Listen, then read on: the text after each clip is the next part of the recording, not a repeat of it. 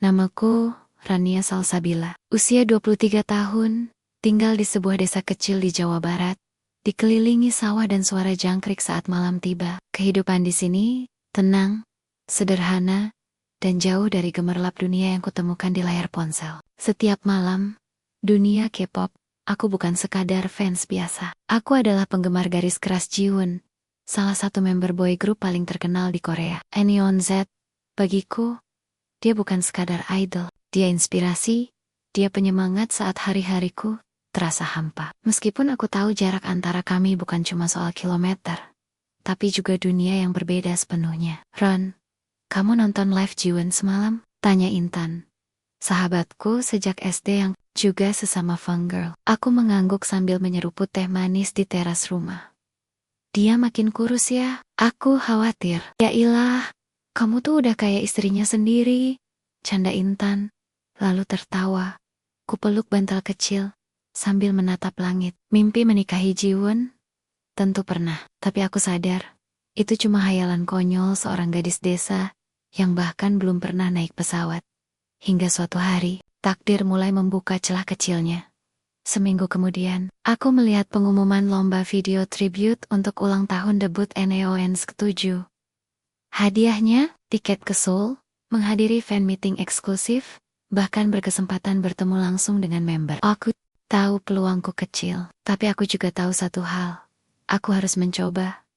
Aku menghabiskan malam demi malam mengedit video. Aku kumpulkan klip-klip Jiwon sejak debut. Aku buat narasi dengan suara hatiku sendiri tentang bagaimana Jiwon dan musiknya menyelamatkanku dari kesepian, dari tekanan hidup, dari rasa ingin menyerah. Video itu ku beri judul, "Terima kasih Jiwon, dari seorang fans di sudut dunia." Setelah ku kirim, aku pasrah, tak berharap apa-apa. Tapi 2 minggu kemudian, email itu datang. Subject, "Congratulations. You're selected as one of the winners." Aku tak bisa berkata-kata. Aku terjatuh ke lantai. Ibu panik, mengira aku kesurupan. Tapi saat ku bacakan isi emailnya, beliau hanya tersenyum dan mengusap kepalaku. "Berarti doa kamu selama ini gak sia-sia, nak. Pergilah, temui idolamu." 3 minggu kemudian, aku berada di Seoul. Aku masih merasa ini semua mimpi. Aku Rania dari desa kecil di Jawa Barat, berdiri di gedung megah, bersama para fans dari seluruh dunia. Fan meeting berjalan cepat. Saat Jiwon muncul di panggung, aku ingin menangis. Dia lebih tampan dari yang kulihat di layar. Senyumnya sama seperti yang selalu menyelamatkanku. Aku pikir itu cukup. Tapi ternyata tidak. Setelah acara, salah satu staf menghampiriku. "Miss Rania, Mr. Jiwon saw your tribute video. He'd like to meet you personally." Aku terdiam. Jantungku hampir copot. Aku tak tahu bahwa pertemuan itu bukanlah akhir dari mimpi, tapi justru awal dari kenyataan yang bahkan tak pernah berani kubayangkan. Aku mengikuti staf laki-laki itu, melewati lorong belakang panggung. Langkahku terasa ringan seperti melayang, tapi juga berat oleh ketakutan. Aku khawatir akan pingsan sebelum sampai di hadapan Jiwon. "Tenang saja, dia orangnya ramah kok," ujar staf itu sambil tersenyum, seolah bisa membaca pikiranku. Kami berhenti di depan pintu putih bertuliskan private room, NEONZ. Staf itu mengetuk perlahan, lalu membukanya. Dan di sanalah dia, Jiwon, idol yang selama ini hanya bisa kulihat lewat layar ponsel. Kini berdiri tak lebih dari 2 meter dariku. Waktu terasa berhenti. Mataku berkokek-koka. "Annyeonghaseyo," sapa Jiwon sambil tersenyum dan sedikit membungkuk. "You're Rania, right?" Aku mengangguk. "Yeah, yes. I'm your fan." "Big fan?" jawabku dengan suara gemetar dan logat campur aduk. Jiwon tertawa kecil. "I saw your video. It was honest, beautiful. I wanted to say thank you in person. DEG.ITU." Pertama kalinya dalam hidupku seseorang yang kusebut idola mengucapkan terima kasih padaku. Aku yang seharusnya terima kasih, ucapku dengan suara tercekat. "You've helped me survive the hardest days." Jiwon menatapku lama, lalu tersenyum. "I never knew our music could reach so far.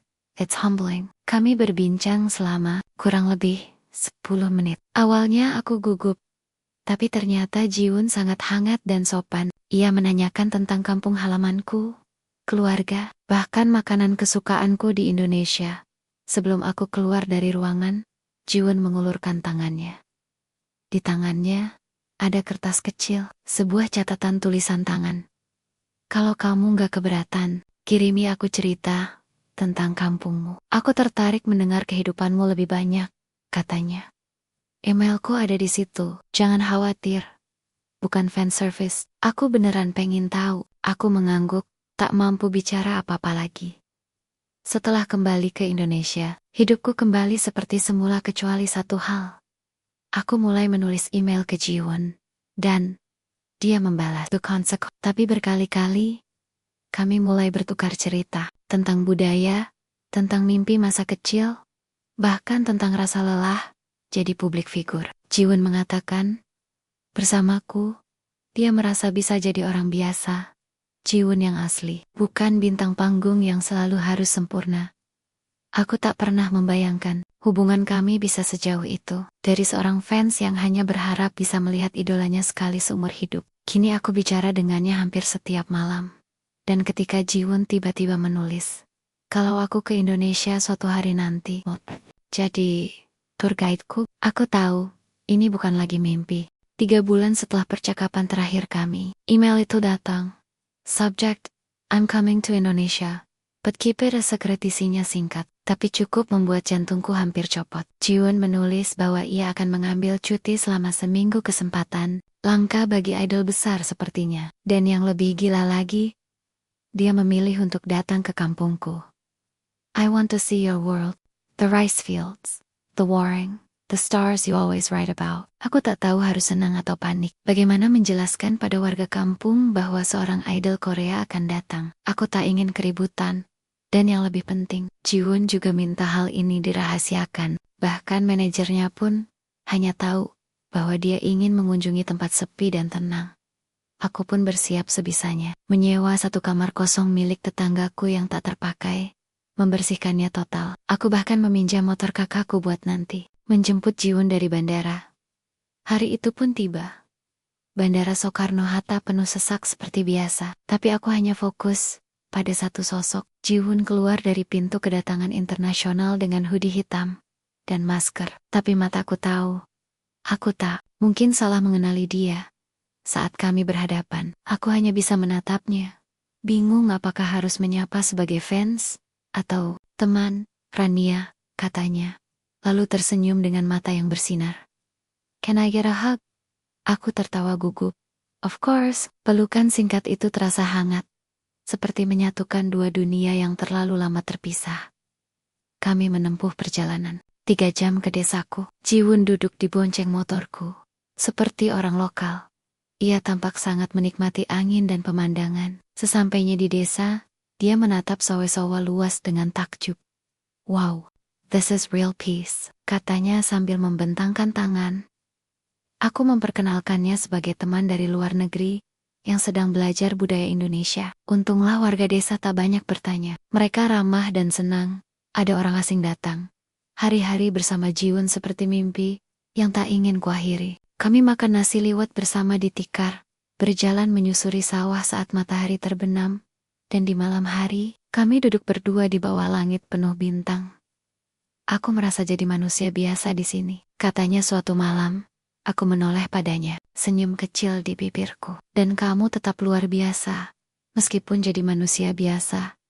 Ia menatapku lama. You know Rania, kalau semua ini mimpi, I don't want to wake up. Di detik itu, aku sadar, hatiku yang dulu hanya penuh kekaguman, kini mulai berubah. Ini bukan sekadar kagum, bukan lagi sekadar mimpi fans. Aku jatuh cinta pada Jiwon, pada laki-laki di balik nama besar dan gemerlap panggung itu. Dan yang lebih mengejutkan, dia juga mulai melihatku bukan hanya sebagai fans.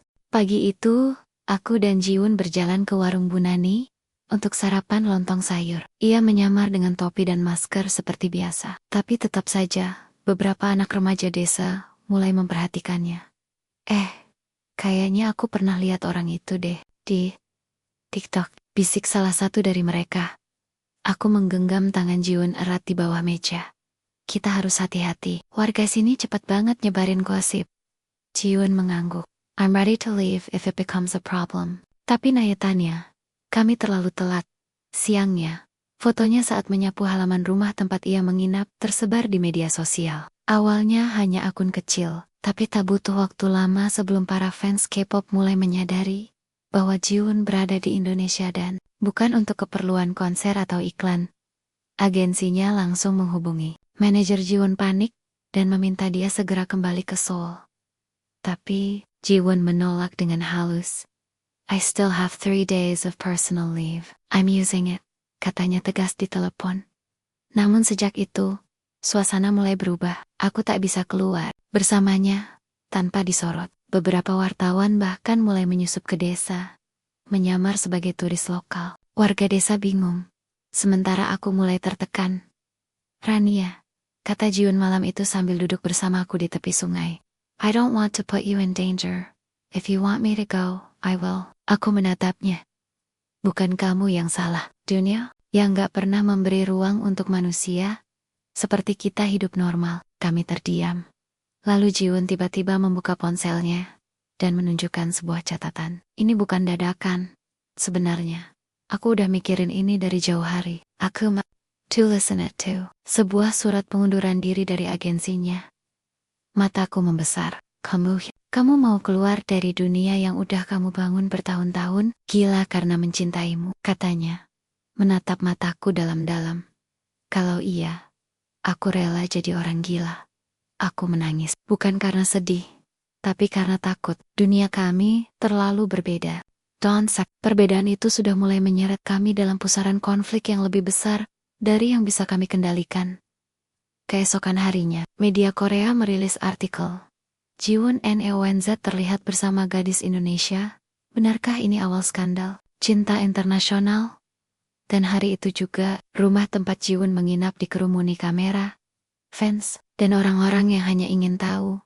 Aku tak tahu, apakah ini awal dari akhir, atau awal dari perubahan besar dalam hidup kami. Tapi satu hal yang ku tahu, kami tak bisa bersembunyi lagi. Hari itu, aku tak keluar rumah sama sekali. Setiap sudut kampung berubah. Bukan lagi tenang dan sederhana seperti biasanya. Ada mobil wartawan parkir di depan warung Bunani, anak-anak muda berkeliaran dengan ponsel di tangan, berharap bisa memotret Jiwon dari kejauhan. Dan aku jadi bahan omongan dari tetangga, grup WhatsApp RT, sampai media gosip yang memuat foto-fotoku bersama Jiwon lengkap dengan judul provokatif. Gadis desa Indonesia ini diduga jadi pacar rahasia Jiwon NEONZ. Pintu rumah diketuk. Jiwon masuk, membawa 2 gelas teh manis hangat. You haven't eaten anything, katanya lembut. Aku menunduk, mataku sembab. Aku takut, aku tahan dengan semua sorotan ini. Jiwon duduk di sebelahku. Dan aku minta maaf. Harusnya aku bisa melindungimu. Dia meraih tanganku. Rania, dengar. Aku serius soal perasaanku padamu. Aku tahu kita datang dari 2 dunia yang jauh beda. Tapi aku juga tahu, cinta gak peduli paspor, bahasa, atau budaya. Air tumpah. Aku juga cinta kamu, Jiwon. Tapi, kamu tahu hidupmu gak akan pernah sama kalau terus bersamaku kan? Jiwon tersenyum. Tapi matanya menyimpan luka yang dalam. I know, but maybe it's time for change. Beberapa hari kemudian, Jiwon kembali ke Seoul. Tapi kali ini, tidak seperti idol biasanya. Ia pulang sebagai laki-laki yang sudah membuat keputusan besar. Seminggu setelah itu, dia menggelar konferensi pers. Dengan wajah tenang dan suara tegas, Jiwon berkata, aku telah mempertimbangkan ini sejak lama. Hari ini, aku mengumumkan pengunduran diriku dari NEONZ dan dari industri hiburan Korea. Para reporter gempar. Tapi Jiwon belum selesai. Dan aku ingin kalian tahu alasannya. Aku ingin hidup sebagai manusia biasa. Dan aku ingin memperjuangkan cinta yang mungkin terlihat tidak masuk akal di mata dunia, tapi sangat masuk akal di hatiku. Aku mencintai seseorang. Seorang perempuan Indonesia bernama Rania. Seketika, seluruh internet meledak. Hashtag GWOON and Rania. Trending nomor 1 di Korea dan Indonesia. Ada yang mendukung, tapi lebih banyak yang mengecam. Di tengah badai itu, Jiwon mengirim pesan padaku. Kalau kamu siap, aku ingin kembali ke Indonesia. Bukan sebagai artis, tapi sebagai lelaki yang ingin memperjuangkanmu. Aku berdiri di depan cermin, memandangi diriku yang dulu hanyalah fans biasa, dan sekarang aku adalah seseorang yang dicintai oleh pria yang dulunya hanya bisa kulihat dari layar. Tapi perjuangan kami belum selesai, justru baru dimulai. Karena ketika cinta nyata terjadi di dunia yang terlalu banyak aturan, butuh keberanian gila untuk memperjuangkannya. Semenjak Jiwon menyatakan cintanya di konferensi pers, hidupku berubah drastis. Setiap hari, rumahku dikirimi surat, paket misterius, bahkan ancaman. Ada fans garis keras yang menganggapku merusak karier idolanya. Ada juga yang menuduhku memanfaatkan Jiwon untuk tenar. Padahal aku tak pernah sekalipun membuka akun media sosial sejak semua ini viral. Tapi yang paling berat adalah saat ayahku memanggilku ke ruang tamu. Ayah duduk dengan wajah serius, ditemani ibu yang hanya menunduk. "Rania," kata ayah pelan. "Ayah gak pernah larang kamu punya mimpi, tapi ini sudah keterlaluan." Aku menunduk. Aku tahu. Ya, tapi perasaanku ke Jiwon bukan main-main. Dia juga tulus. Dia selebriti, Rania. Dia punya dunianya sendiri. Dan kamu cuma anak petani kecil dari desa terpencil. Kamu pikir setelah ini kamu bakal hidup tenang? Suasana hening. Aku menatap ayah, menahan air mata. Justru karena aku tahu beratnya, aku gak main-main. Ya, aku mau perjuangkan ini. Sama kayak ayah perjuangin ibu dulu. Meskipun ibu dari keluarga kaya, ayah terdiam. Dan tiba-tiba ibu menimpali. Pelan namun tajam. Kalau laki-laki itu berani datang ke sini lagi, bawa niat serius, baru kita nilai. 2 minggu kemudian, Jiwon kembali ke Indonesia. Tapi kali ini, dia bukan datang sebagai idol Korea.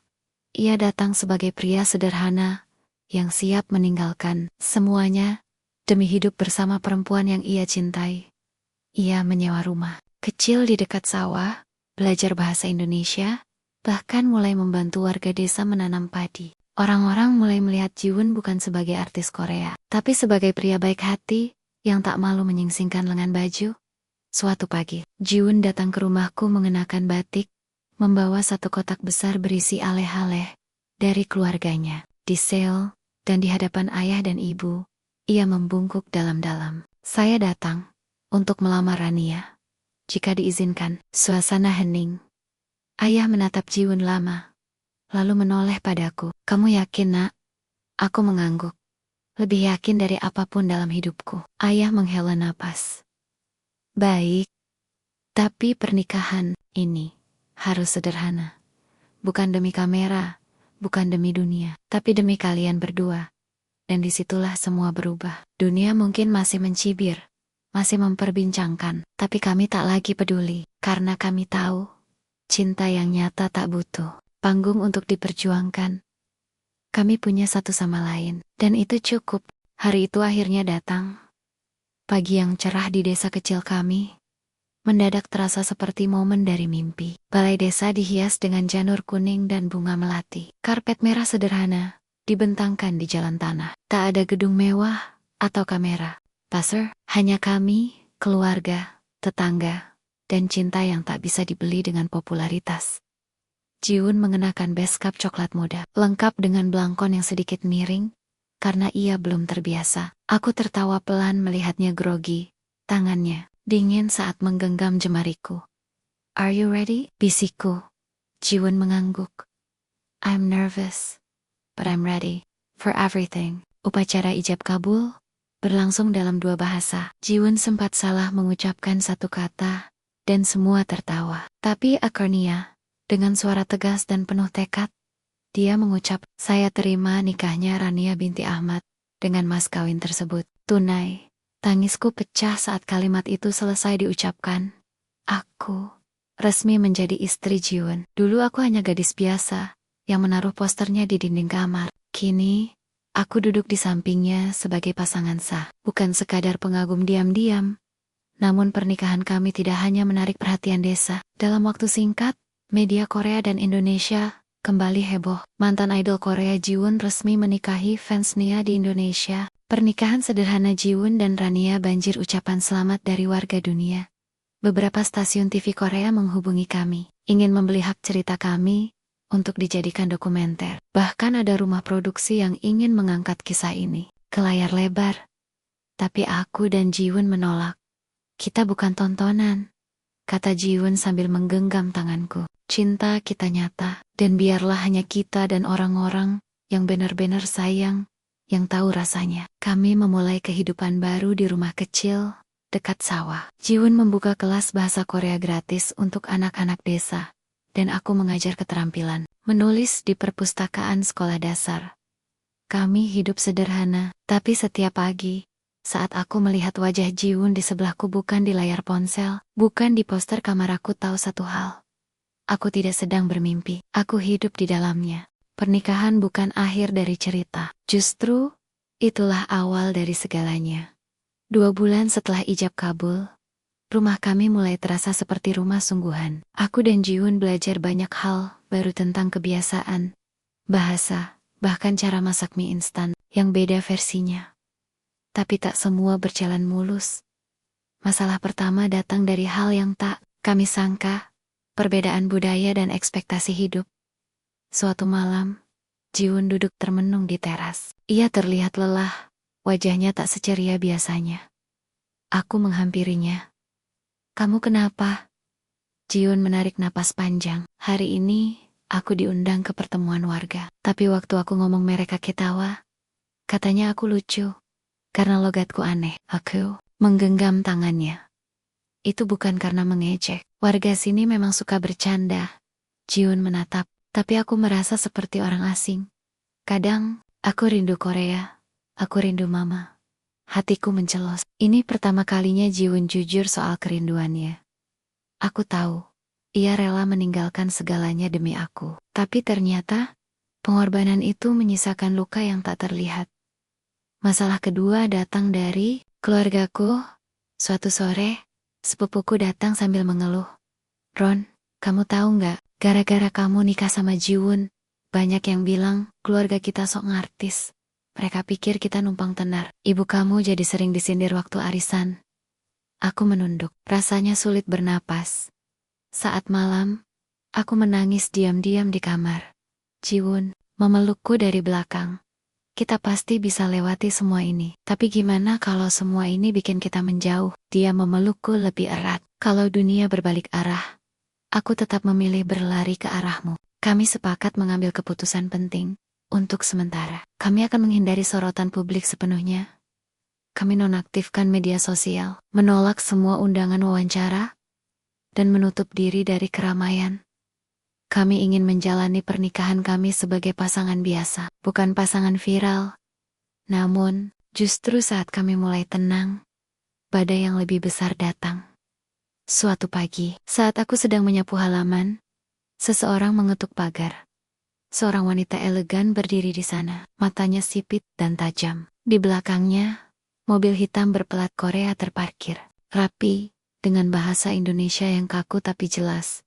Ia berkata, "Nama saya Noi Park, saya ibu dari Jiwon, dan saya datang untuk membawa anak saya pulang." Kedatangan NY Park membuat suasana rumah jadi dingin, seperti hujan yang turun tanpa aba-aba. Ia duduk di ruang tamu, dengan posisi punggung tegak sempurna, tak tersenyum, dan nyaris tak bicara sepatah kata pun padaku. Semua ucapannya ditujukan hanya pada Jiwon dan semuanya dalam bahasa Korea yang cepat dan tegas. Aku hanya duduk mematung, tak mengerti apa-apa, sampai akhirnya Jiwon menoleh padaku dan menerjemahkan. "Pelan, ibu ingin aku kembali ke Seoul." Dia bilang, "Aku sudah membuat keluarga malu." Hatiku terasa ditarik turun. Dia juga bilang, "Jika aku tetap bersamamu, dia akan mencoret namaku dari keluarga." Malam itu kami tidak tidur. Jiwon hanya diam, menatap langit-langit. Aku tahu dia hancur. Di satu sisi, dia mencintaiku. Di sisi lain, dia juga sangat menghormati ibunya satu-satunya, keluarga yang ia miliki setelah ayahnya meninggal. "Kalau kamu mau pulang ke Korea," kataku pelan, "aku gak akan tahan kamu." Jiwon menoleh. "Kamu pikir aku akan ninggalin kamu begitu aja?" Aku menggigit bibir. "Tapi, Dia ibumu, Jiwon. Kamu anaknya satu-satunya. Lama Jiwon tak menjawab. Sampai akhirnya dia berkata, kita akan ke Seoul. Kita akan bicara baik-baik ke ibu. Bukan untuk menyerah, tapi untuk memperjuangkan. Beberapa hari kemudian, untuk pertama kalinya aku naik pesawat ke luar negeri menuju Korea Selatan. Negeri tempat asal Jiwon. Negeri yang dulu hanya bisa kulihat lewat drama dan fancam konser. Tapi kunjunganku ke sana bukan untuk jalan-jalan. Kami datang ke rumah keluarga Jiwon. Besar, dingin, dan sunyi. Anhui Park menyambut kami dengan senyum kecil yang dipaksakan. Kami duduk bertiga. Aku, Jiwon, dan sang ibu. Aku tahu kau mencintainya, Jiwon, kata Nui. Park dalam bahasa Korea. Jiwon menerjemahkannya. Tapi kau juga harus tahu, dunia takkan selalu menerima cinta seenaknya. Ia menatapku tajam. Rania, kamu mungkin perempuan baik, tapi hidup bersama orang seperti Jiwon bukan hanya tentang cinta. Kamu siap jadi istri dari pria yang pernah jadi publik figur? Siap dengan segala beban dan tekanan. Aku menarik napas dalam-dalam. Tidak, ibu, jawabku pelan. Saya tidak siap. Tapi saya belajar. Saya bertumbuh. Karena saya percaya, cinta bukan soal siapa yang pantas, tapi siapa yang mau sama-sama belajar. Anhui Park terdiam lama. Dan untuk pertama kalinya, aku melihat sesuatu yang berbeda. Di matanya bukan amarah, tapi keraguan yang perlahan melunak.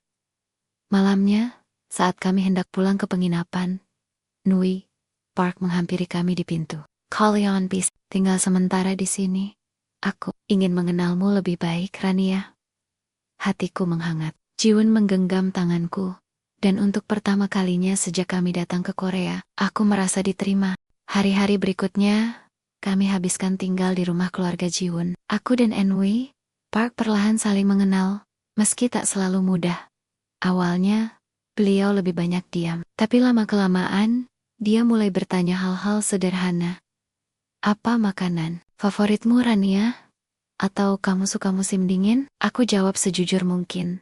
Kadang dia tersenyum, kadang dia hanya mengangguk. Tapi satu hal yang pasti, tembok yang dulu tinggi itu mulai retak.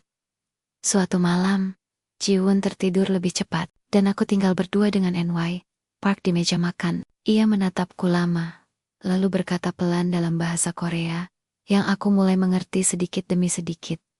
Kau tahu, sejak kecil, Jiwon tak pernah membantahku. Dia selalu menurut, tapi untuk pertama kalinya, dia memilih bertahan untuk sesuatu, untukmu.